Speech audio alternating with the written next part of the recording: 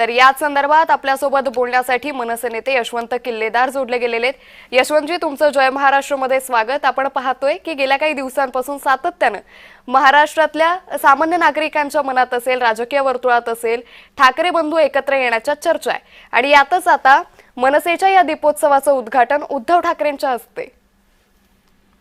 हे बघा, हा 13वा वर्ष आहे दीपोत्सवाचं।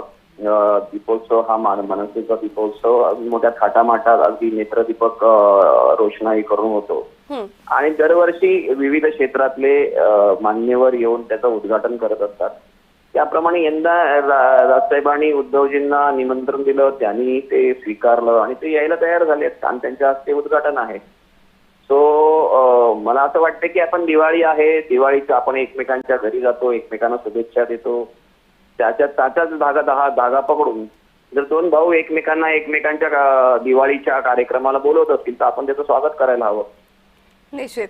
मात्र यशवंतजी, सातत्यानं ठाकरे गटाच्या नेत्यांकडून असं म्हटलं जातंय की लोकांच्या जे मनात आहे तेच होणार। मग आता दिवाळीच्या मुहूर्तावरती ठाकरे बंधूंकडून काही मोठी घोषणा होण्याची काही शक्यता आहे? हे पहा, हा दीपोत्सवाचा कार्यक्रम आहे, हा आपला पारंपरिक सण आहे, तो एक सण म्हणून साजरा होईल। मला असं वाटत नाही कुठे तिथे राजकीय काही वक्तव्य होतील किंवा युतीच्या तर सोडा इतरही काही राजकीय वक्तव्य होतील असं मला वाटत नाही। निश्चित। धन्यवाद यशवंतजी, आपण जय महाराष्ट्र सोबत साधलेल्या या संवादासाठी।